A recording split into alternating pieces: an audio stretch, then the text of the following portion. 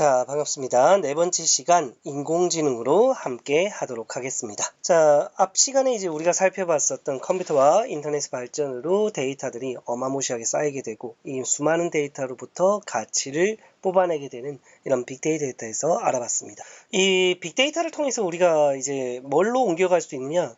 우리가 이제 살아가게 되면 저도 마찬가지지만 여러분들도 이제 인생을 살다 보면 많은 어떤 데이터들을 축적하게 되어 있거든요. 이 데이터로부터 가장 확률이 높은 어떤 행위로 옮겨가는 게 우리가 이제 지능이 되겠죠. 그러니까 예를 들어서 제가 어떤 행위를 한다든가 아니면 어떤 결정을 한다는 데 있어서 수많은 학습 자료로부터 가장 내가 옳다고 생각하는 것 또는 확률이 높다고 생각하는 걸 행위로 옮기게 되는 게 지능이라고 한다면 실제 컴퓨터에게도 수많은 어떤 데이터를 주면서 이 학습 자료를 주면 그 학습 자료에서 어떤 패턴과 확률을 찾아서 행위로 옮기게 된다면 이 컴퓨터도 바로 뭘 할 수 있겠느냐? 지능을 가지지 않겠느냐? 이게 바로 이제 인공지능이라는 어떤 개념으로 다가오게 되는 거죠. 오늘은 여기에 대해 한번 살펴보도록 하겠습니다. 먼저 간단한 영상을 한번 보고 설명을 드리도록 할게요.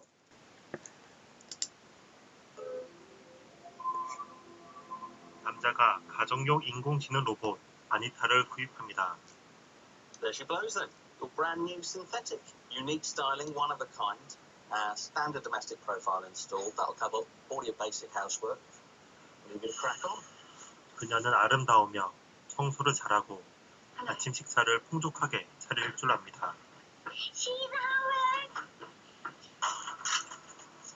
아내는 남편이 갑자기 선 로봇에 당황합니다. 가정에 신경을 쓰지 못한 자신이 대체되는 듯한 느낌을 받습니다. Hello. You must be Laura. 동화책을 딸에게 읽어주려 하지만 딸은 서두르지 않는 아니타를 더 좋아합니다. I'll take over now, Peter. No, I want her to do it. Reading to him is Mommy's job. But he doesn't rush. 가족들은 아니타가 차려준 아침 식사에 즐거워합니다. 영국 드라마 휴먼스는 인공지능 로봇이 생활화된 세상을 그리고 있습니다. 이 세상에선 로봇이 사람들의 귀찮은 일을 대신 해주고 있습니다. 딸은 대한 내용을 다루고 있습니다. 앞에 이제 보여드렸던 이유 중에 하나가 실제 이제 이게 더 이상은 허무맹랑한 얘기가 아니라는 거죠. 실제 그러면 이러한 인공지능이 어떻게 개발이 됐고 어디까지 와 있느냐 여기에 대한 것을 한번 얘기 한번 해보도록 하지요. 실제 이 지능이라고 하는 것은요 결국은 뭐 여러 가지로 정의가 될 수 있겠지만 결국은 사전 지식과 경험을 적용할 수 있는 능력이라고 정의가 되어 있습니다.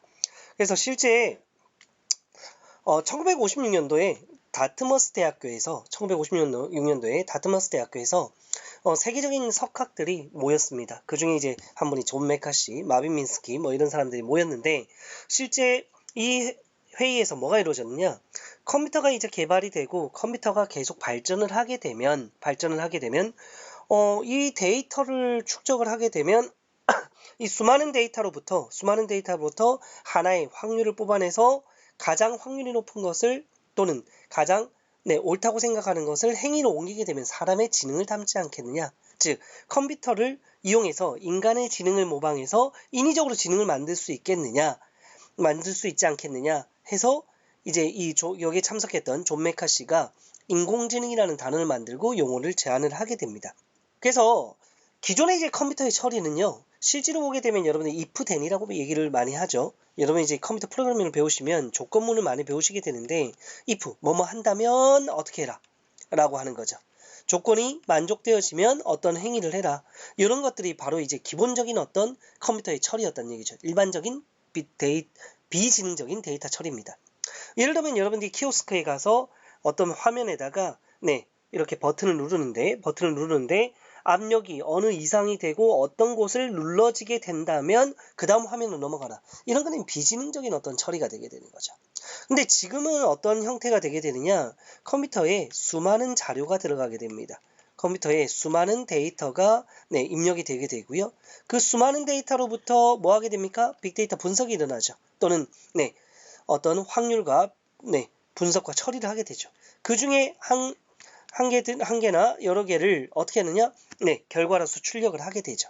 즉, 단순히 ifthen의 어떤 형태가 아니라 지식 기반의 처리와 문제풀이, 그 다음에 추론이나 학습이 가능해지게 되는 거죠. 즉, 사람의 지능을 닮아가기 시작합니다.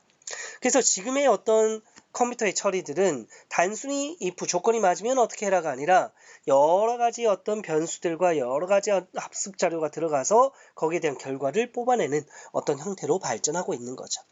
그래서 우리가 인공지능의 발전을 보게 되면 실제 다트머스 대학교에 있었던 컨퍼런스부터 얘기하는 책이나 어떤 강의도 있고요.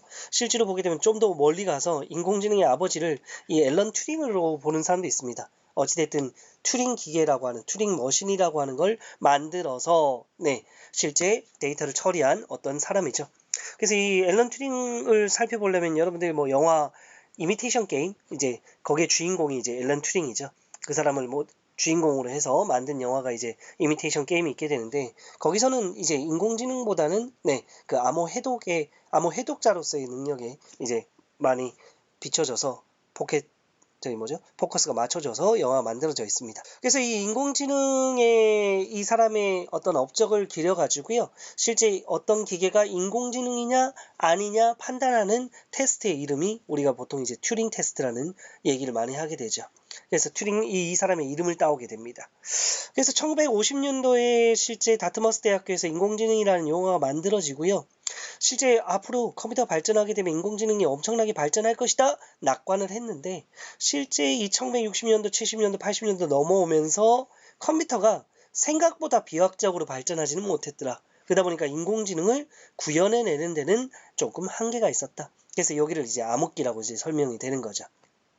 그러다가 2000년도 중반, 2015년도, 2016년도를 넘어오면서 컴퓨터와 네트워크가 비약적으로 발전하기 시작하면서 바로 요즘에 많이 듣게 되시는 머신러닝, 딥러닝 하는 분야들이 이제 늘어나면서 실제 컴퓨터의 처리들이나 인공지능이 이제 구현화되기 시작하는 거죠. 우리 생활에서.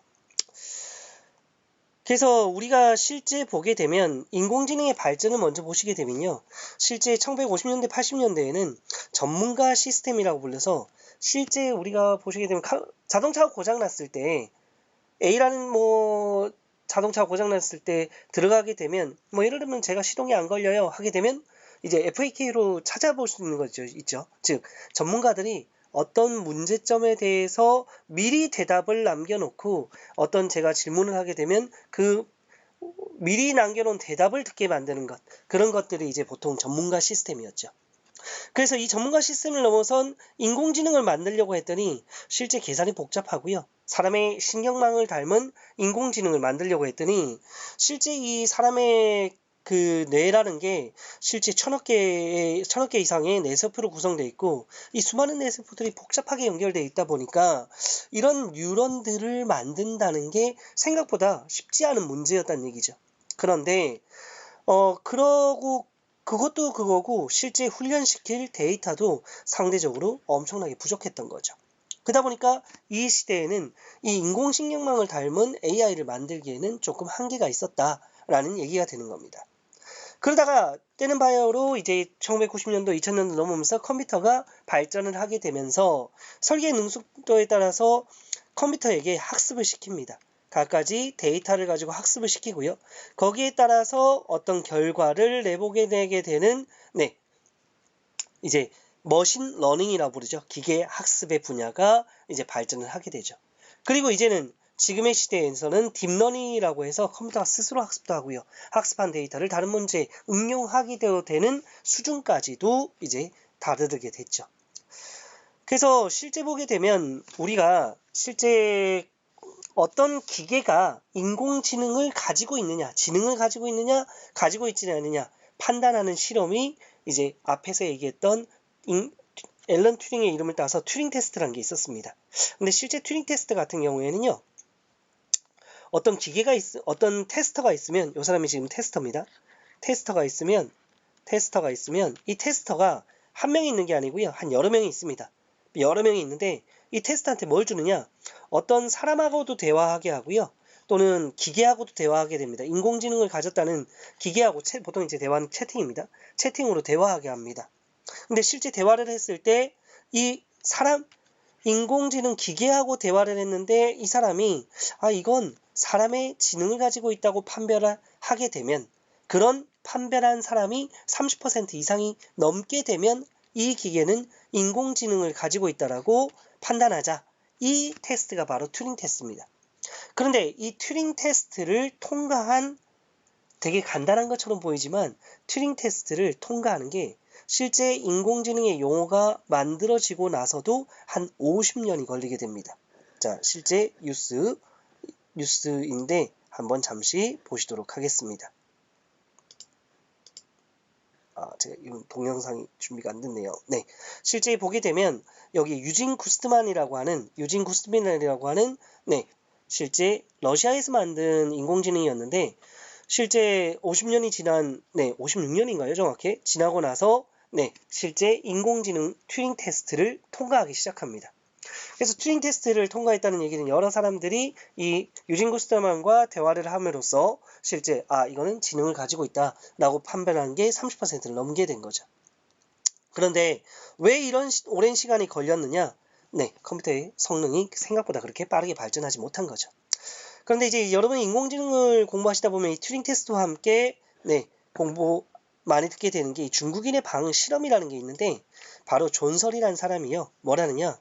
이 튜링 테스트는 인공지능을 판단하기에는 부족하다라는 어떤 것을 입증하기 위해서 한 실험이 바로 중국인의 방 실험입니다. 즉 중국인의 방 실험을 왜 했냐면 튜링 테스트는 인공지능을 판별할 수 있는 도구가 될 수 없다라고 얘기한 건데 뭐 어떤 거냐면 자 예를 들어서 여기 중국어를 전혀 모르는 영국인이 박스 안에 들어가 있습니다. 그런데 어떤 사람이 중국어 질문을 집어넣는다는 거죠.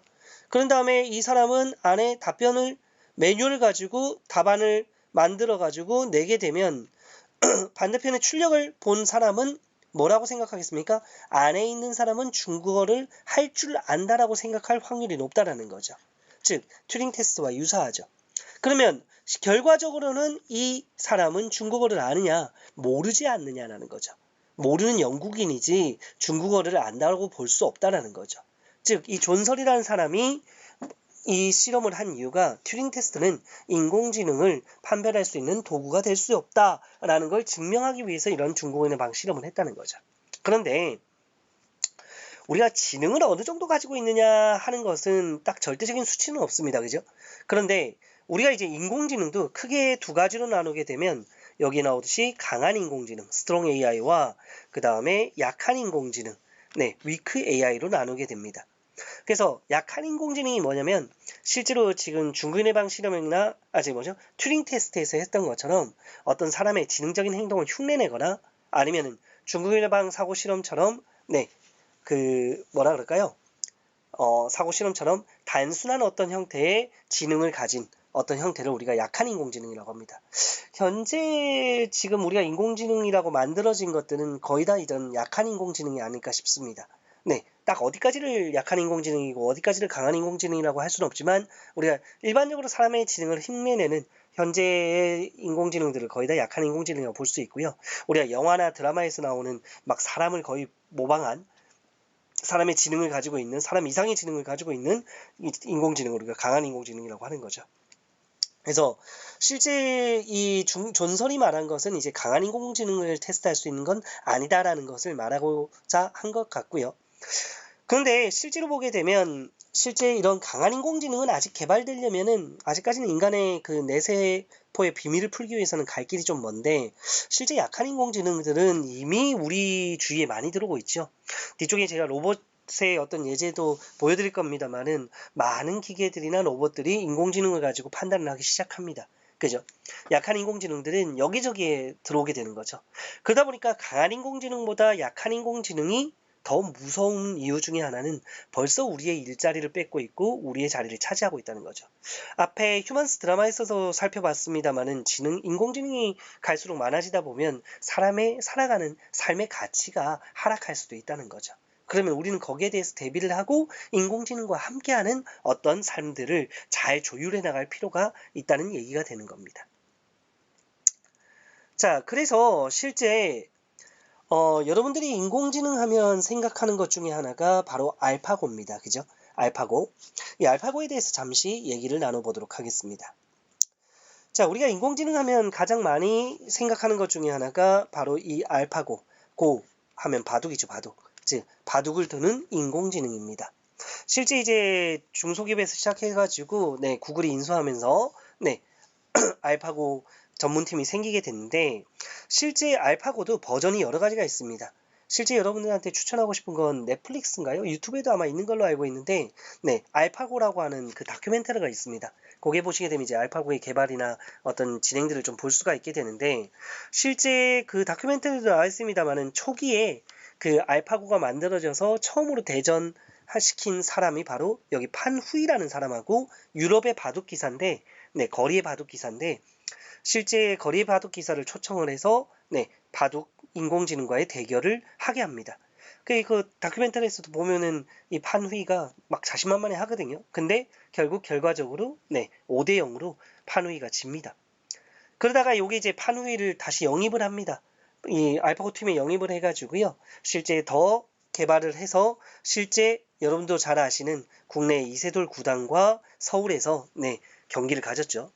근데 참 이세돌 구단도 처음에는 자신만만하게 바둑은 너무나 어려운 거고 오묘하기 때문에 아직까지는 컴퓨터 기술이 따라오기는 힘들다라고 얘기를 했습니다만은 실제로 결과적으로 4대 1로 이세돌 구단이 지게 되죠. 그래도 참 대단하신 분입니다. 인공지능을, 네, 이긴 사례가 되거든요. 네, 1대 0으로. 한 번은 이겼던 사람이거든요. 참 대단하신 것 같습니다. 그 다음에 이제 좀 더 개발을 해서 만들어진 버전이 학습 자료가 더 많아지기 시작하죠. 학습 자료도 많아지기 시작하고, 네, 그 데이터 여기에 보게 되면 이제 이게 학습 자료들인데 학습 자료도 많아지고 컴퓨터 성능도 발전하기 시작합니다. 그래서 그 다음에 만들어진 버전이 알파고 이제 마스터 버전입니다. 리 버전보다 발전된 버전이죠. 이거는 대략 이제 여러 사람의, 네, 여러 사람의 바둑 기사하고 붙여가지고요. 전부 다 60대 0으로 이겨버립니다. 그만큼 무서워진 어떤 형태가 되죠. 그런데 이때만 하더라도 우리가 인공지능을 배우다 보면 어떤 얘기를 많이 했었느냐. 우리가 인공지능은 학습 자료를 주지 않으면 뭐하다. 네, 스스로 할 수 있는 건 없다. 그렇기 때문에 우리는 학습 자료가 주어지지 않은 걸 사람들은 해나가면 된다라는 얘기를 많이 했었습니다. 그런데 문제가 하나 생겼죠. 문제보다는, 네, 사람들이 헉 하는 일이 하나 생겼습니다. 바로 알파고 제로의 탄생이었습니다. 실제 네이처지에 논문이 발표가 되기 시작합니다. 알파고 제로입니다.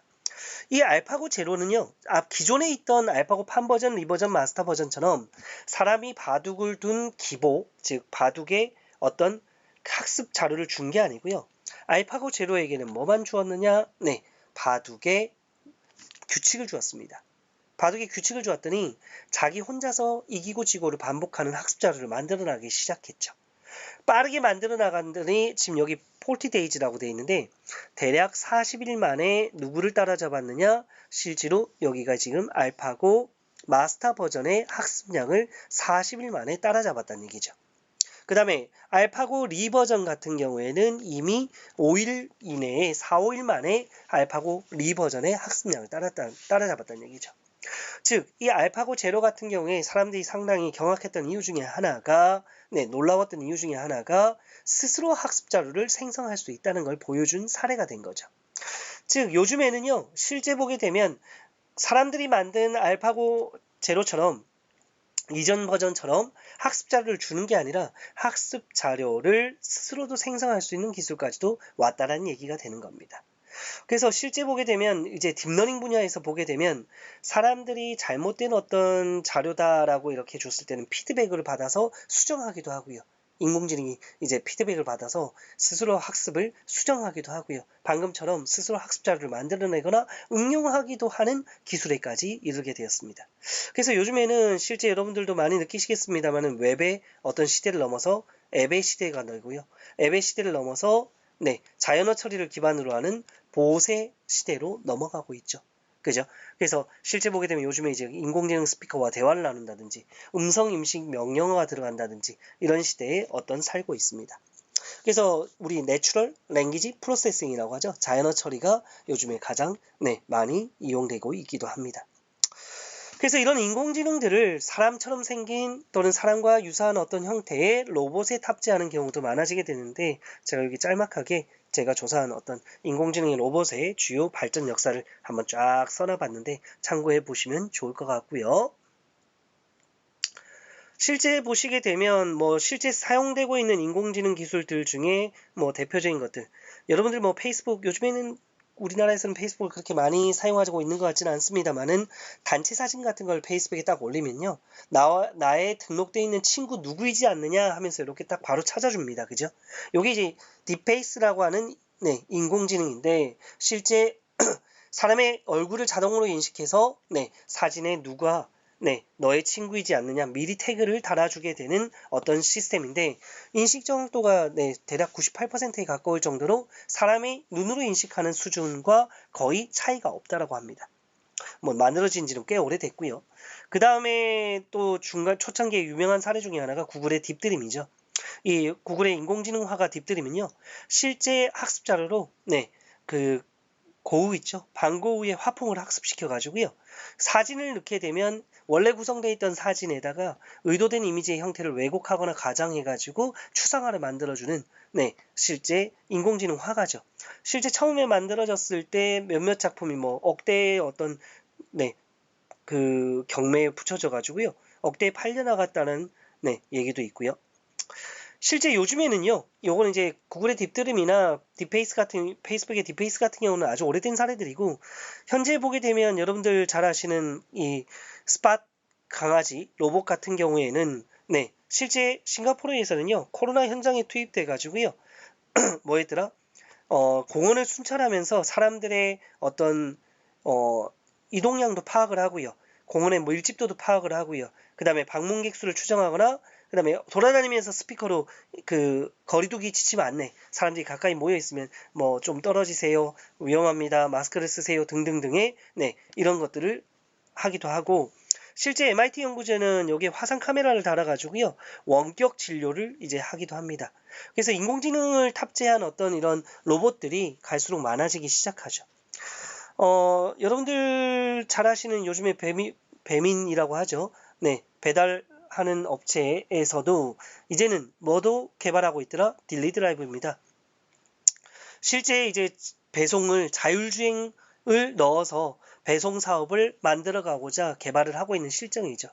실제 딜리드라이브 같은 경우는 아직까지 이렇게 상용화돼서 돌아다니는 걸 보기가 힘듭니다만은, 여러분들 큰 음식점에 가게 되면 요즘에 그 주방에서부터 여러분들 테이블까지 이렇게 운반해주는 딜리플레이트라고 하는 인공지능 로봇들이 이제 배정이 돼서 움직이는 것도 볼 수가 있습니다.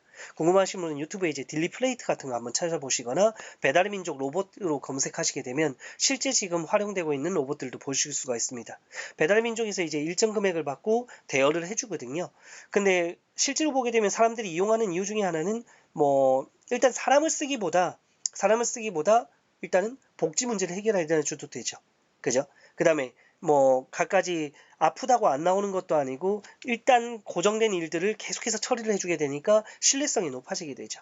그러다 보니까 사람들을 배제하고 기계를 쓰는 어떤 식당들도 많아지기 시작하더라 하는 겁니다. 그 다음에 이제 간호간병 로봇, 뭐 의료계도 보게 되면 간호간병 로봇이라든지 재활을 도와주는 로봇, 의사를 도와주는 로봇 등등등, 실제 로봇과 인공지능의 도움을 받아서 수술을 한다든가 이런 어떤 병원의 업무들을 처리하는 경우들도 실제 사례가 많이 늘고 있습니다. 우리나라에서도 가천대인가요? 암센터인가? 길병원인가? 가천 길병원인가 하는 데서 보게 되면 적극적으로 그 인공지능을 활용해서 수술하는 어떤 형태도 많이 보여지고 있죠. 그 다음에 여러분들이 실제 사례에서 많이 보게 되는, 생활에서 보게 되는 게 여기 보이듯이 딜리플레이트, 이거는 이제 초창기 모델이고요. 지금은 좀 더 다른 형태로 많이 발전을 했습니다. 그 다음에 여러분들 무인 커피 매장들 가시게 되면 로봇이 알아서 이제 커피를 타주게 된다든가, 그 다음에 아래 보게 되면 실제 캘리버거 매장, 우리나라에서는 입점돼 있지 않습니다만 캘리포니아 주에 좀 유명한 햄버거 가게인데, 햄버거 업체인데 실제 보게 되면 햄버거를 만들어주는 로봇이 존재하죠. 그 다음에 이제 식물을 개발하거나 재배를 하거나 이런 곳에도 이제 인공지능을 많이 이용하게 되는데 이쪽 분야에서 가장 유명한 회사 중에 하나가 여기 아이언옥스이죠. 그래서 여러분들도 뭐 유튜브나 이런 데 검색을 해보시면 아이언옥스로 검색해보시면 이제 뭐 식물을 인공지능으로 물을 주고 비료를 뿌리고 함으로써 키워내는 것도 볼 수가 있습니다. 이것을 넘어서서 요즘에 보게 되면 언론에서도 로봇들이 이제 기사를 작성을 하는 거죠. 특히나 반복되는 뉴스들이 있죠. 뭐 예를 들면은 날씨라든지 아니면은 뭐 스포츠 경기 결과라든지 주식이라든지 이런 것들은 이미 로봇 저널리즘을 통해서 로봇들이 기사 문장을 써가지고요. 실제 뉴스를 만들어서 배포되는 경우도 많죠. 그 중에 가장 유명한 사례가요. 실제 2014년도에 그 LA 쪽에서 지진이 났는데 실제 지진이 난 사실을 어떻게 해요? 그 로봇이 수집을 해가지고 실제 문장까지 여기 보이시는 문장까지 실제 여기 문장까지 뭐 했더라? 로봇이 작성을 하고요. 이 기사 하단에 자기가 알고리즘에 의해서 작성됐다는 걸 표시한 다음에 실제 편집자에게 메일을 보낸 거죠. 그럼 메일을 받은 실제 사람 편집자는 이게 확인된 것만 뭐 하더라? 실 여부만 확인을 하고 승인을 해가지고 실제 퍼블리싱 되기까지 8분이 걸렸다고 합니다. 그래서 엄청나게 빠르게 기사가 내보내졌더라 하는 얘기가 되는 거죠. 소설을 집필하는 인공지능으로 가장 유명한 인공지능이 MIT에서 개발한 쉘리가 있었습니다. 이 쉘리 같은 경우는 이제 여기 주황색 글자하고 지금 까만색 글자로 제가 나눠놨는데 주황색 글자가 이제 쉘리가 쓴 글씨고요. 역시 여러 공포 소설들을 학습한 결과들인데 실제 보게 되면 주황색 글자 다음에 사람들이 이렇게 뭐라 그럴까요? 텍스트로 글을 이어나가면 그 뒤에 또다시 또 문장을 이어서 소설을 이제 주고받으면서 만들어주는 인공지능이 되겠습니다. 그래서 메리 셸리의 이름을 따서 프랑켄슈타인의 작가 메리 셸리의 이름을 따서 셸리라고 이름을 지었다는데 이렇게 글을 쓰는 인공지능도 존재하고요. 그 다음에 영화 시나리오를 집필하는 인공지능으로 가장 유명한 벤자민이 있습니다. 실제 선스프링이라고 하는 영화를 만들었는데 실제 그 공상과학 영화제에 실제 이제 그 오스카 샤프라는 영화 감독이 뉴욕대 교수에게 제안해서 이 인공지능을 만들었는데 공상과학 영화를 학습을 시킨 거죠. 그런 다음에 이제 영화 시나리오를 쓰게 만들었는데 바로 그 결과물이 선스프링입니다. 그래서 이 선스프링에서 만들어진 이 인공지능이 막 지문을 썼겠죠. 지문을 쓰고 대사를 쓴 것을 실제 영화로 제작을 한 거죠. 그게 바로 지금 화면에 보이시는 것이 되겠습니다.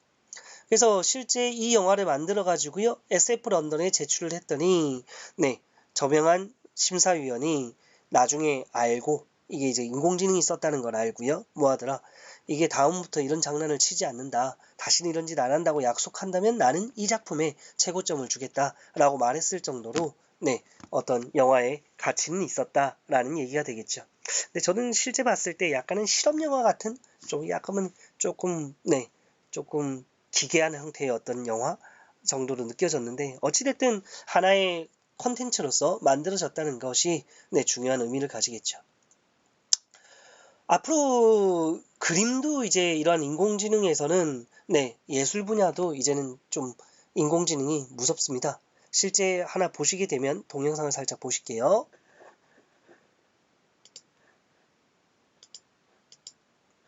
플레이가 안 되나요?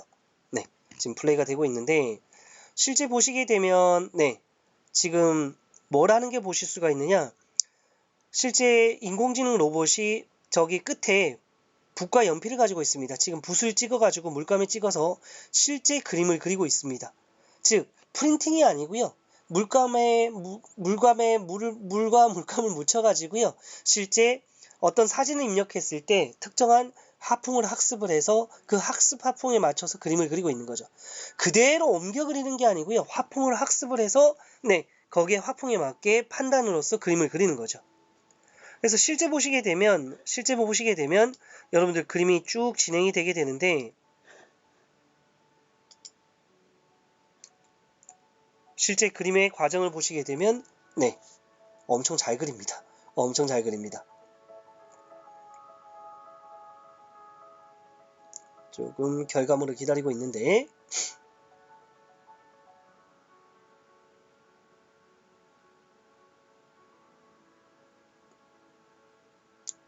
자, 튤립의 그림이 완성이 되게 되는데 실제 인공지능의 이 그림 같은 경우에 뭐 저보다는 훨씬 잘 그린 것 같고요. 뭐 그림의 어떤 퀄리티가 느껴집니다. 그죠?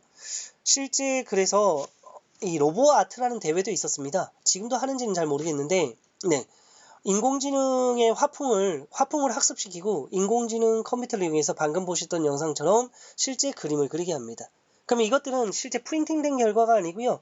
실제 캔버스에 물감과 붓으로서 그림을 그린 어떤 결과물이 되는데 실제 지금 제가 앞에 보여드리는 것이 3회 때 수상한 작품들입니다. 수상한 작품들입니다.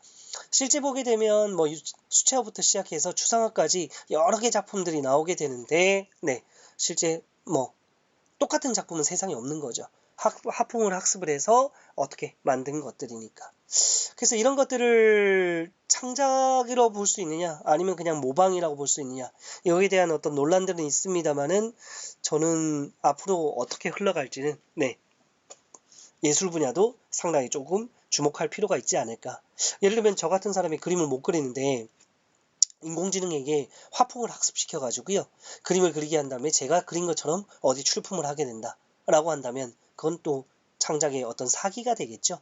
그 다음에 어떤 인공지능으로 작곡을 한 다음에 음악을 만들어서 제가 작곡을 한 것처럼 능력을 가져가게 된다. 이것도 문제가 되겠죠. 실제 소니 같은 경우도 플로모신즈라고 명명한 인공지능이 작곡한 음악을 공개했었습니다. 실제 데디스카라는 음악이 있는데 그 두 개가 이제 유명한 게 데디스카와 발라드 오브 미스터 섀도우인데 지금 여기에 이제 플레이를 하게 되면 소리가 나올 텐데